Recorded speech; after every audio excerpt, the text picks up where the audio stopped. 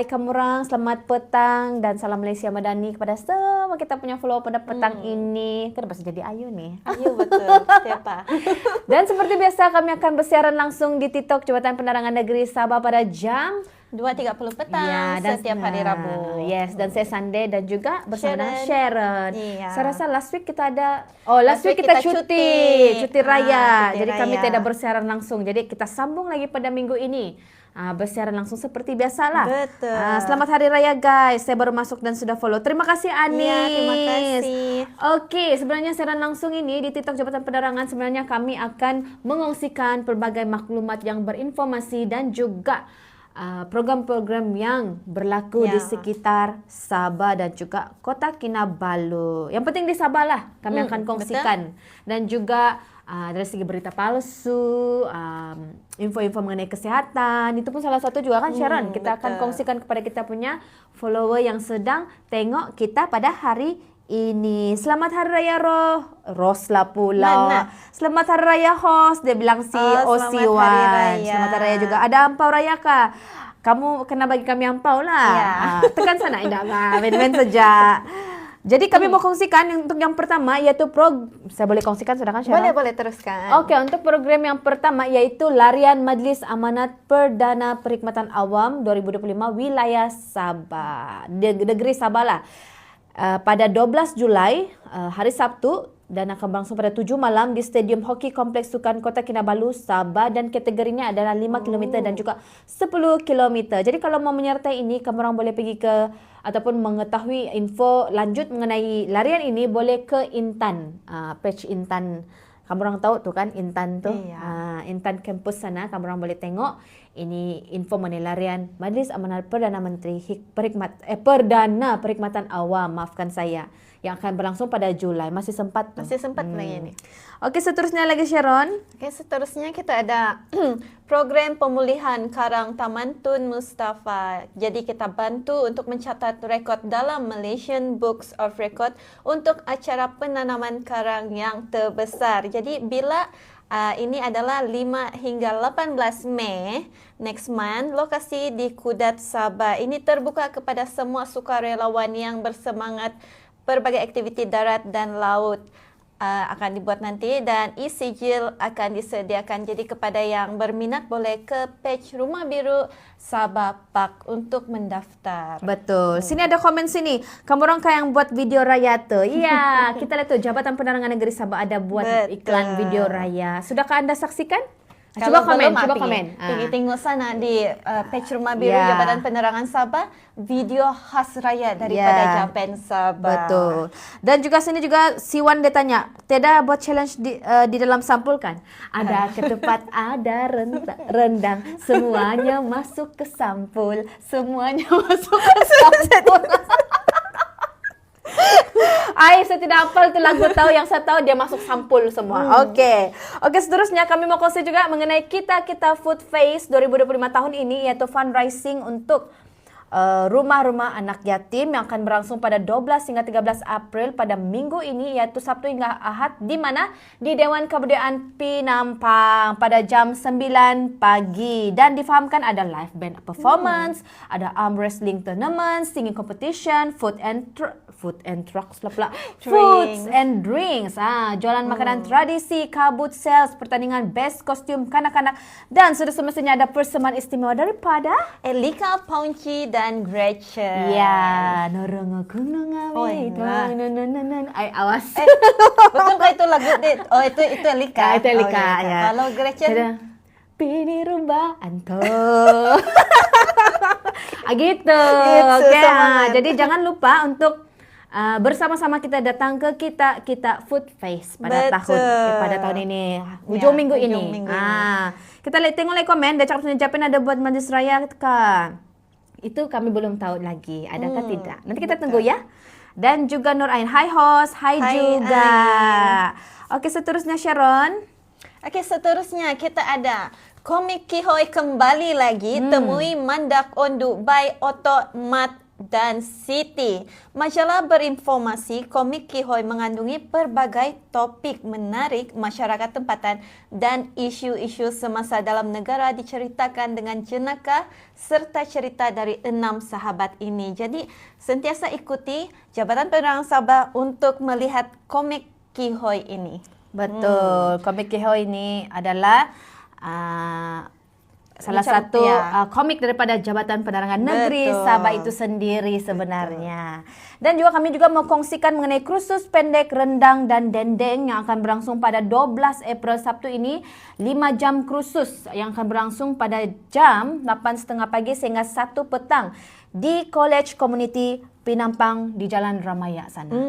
Dekat saja Siapa yang ini. area Ramaya tuh boleh join. Ya. Dan yuran hanya anda boleh sebut tuh kan 70 Oh, saja. 70. Gitu. Dan 70. maklumat lanjut boleh pergi ke page Rumah Biru College Community Pinampang. Siapa yang mau buat dendeng dan juga rendang. Sempat lagi nih buat apaan Ya. kan raya kan sebulan. Betul. Sempat lagi nih kalau mau belajar. Betul. Oke, seterusnya. Oke, seterusnya kita ada Snap dan Menang Raya Bersama Sabah Smart Parking. Abadikan detik istimewa hari raya Anda dan berpeluang memenangi kredit Sabah Smart Parking sebanyak 46. oke. Jadi cara penyertaan dia, kamu ambil gambar kreatif bertemakan raya, mesti bertemakan raya, tulis caption tentang bagaimana Sabah Smart Parking memudahkan urusan parking Anda. Jadi tag 3 orang kawan ataupun ahli keluarga kamu orang, kongsikan di ruangan komen atau tag Sabah Smart Parking dalam hantaran Anda di Rumah Biru ataupun Rumah Pink. Betul. Tempo peraduan 28 Mac sudah bermula hinggalah 14 April. Ya, tersusul ya. Jadi pengumuman pemenang akan dilakukan pada 18 April. Masih sempat lagi nih kalau kamu orang mau ikut. Ya.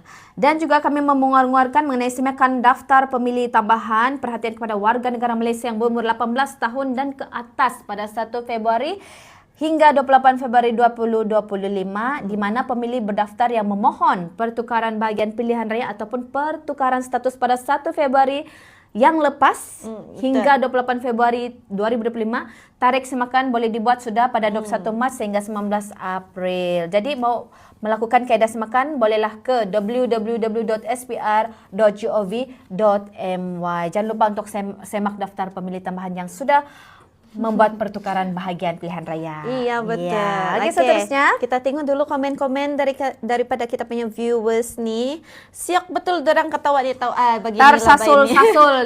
Tarsasul itu perkara yang biasa kalau sama Sabahan. bilang tarsasul Itulah tarsasul sejam alas. Oke, seterusnya. Seterusnya kita ini adalah info kesehatan Ya. Macam mana mau elakkan denggi di musim perayaan? Pastikan tiada bekas bekas yang boleh menangkung air di dalam rumah dan tutup semua bekas yang menyimpan air dengan rapat serta letakkan ubat pembunuh jentik-jentik.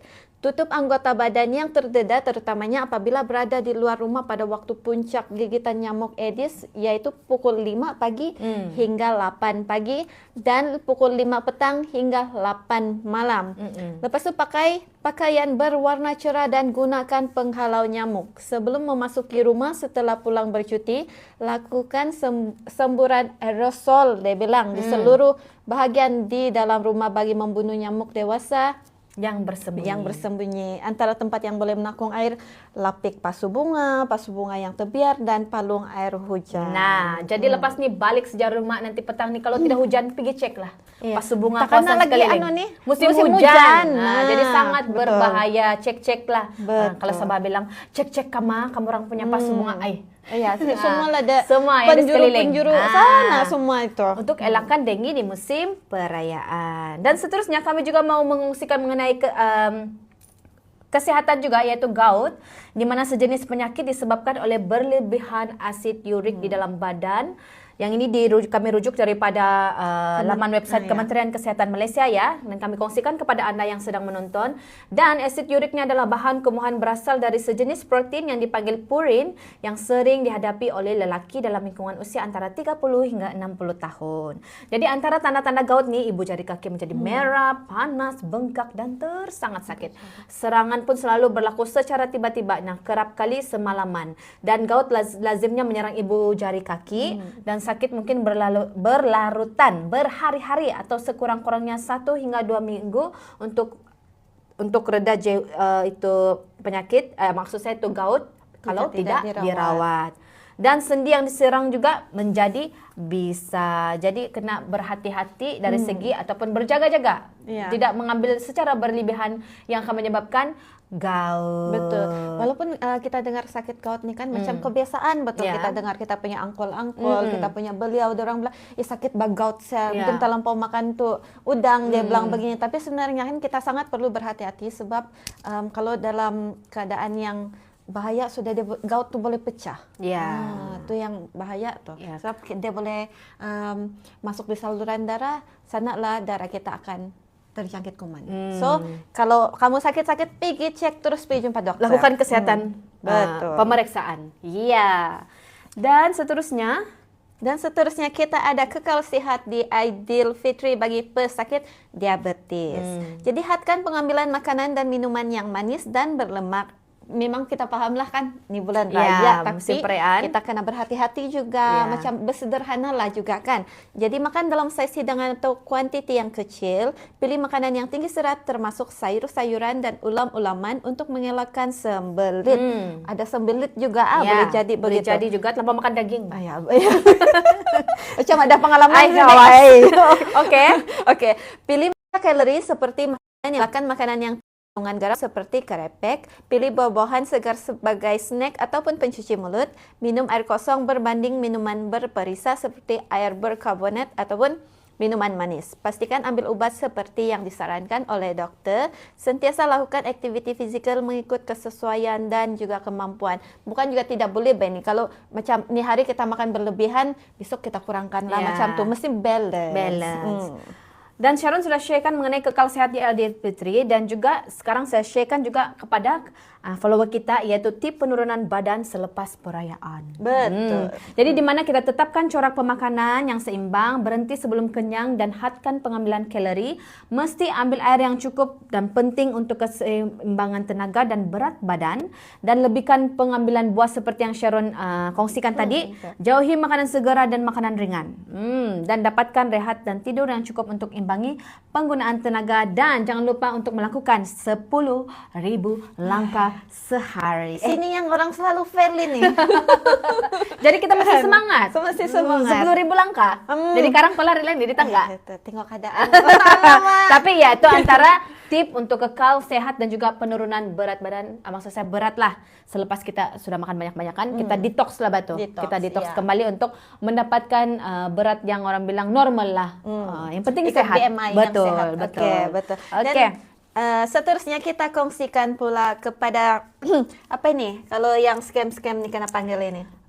Scammer? Yang scammer lah, yang berhati-hati lah. Berhati-hati. Orang bilang jangan jadi mangsa penggodam. Ya, betul. Penggodam itu hacker. Wi-Fi awam yang tidak selamat boleh membuka pintu kepada penggodam untuk mencuri data peribadi anda, termasuk butiran perbankan, log masuk dan kata laluan semasa transaksi. Lindungi maklumat anda, elakkan risiko. Jadi elakkan daripada menggunakan Wi-Fi awam ketika melakukan transaksi perbankan dan urusan jual beli dalam talian. Memang yang awal-awal lagi kan, kalau yang dulu lah, yang baru keluar nih yang Wi-Fi, orang bilang gitu kan, sebenarnya banyak orang takut-takut juga mau guna sebab orang punya details diri bank macam tu. Tapi memang untuk keselamatan janganlah guna Wi-Fi awam untuk urusan-urusan yang penting seperti ini. Gunalah Wi-Fi sendiri ataupun data sendiri lah macam tu. Okay? Paling selamat. Paling selamat. Oke, dan seterusnya juga saya juga ingin kongsikan mengenai bully cyber. Hentikan bully cyber, di mana jangan kita biarkan jari kita ini menjadi senjata. Jahat nih. Senjata, tapi dia begini.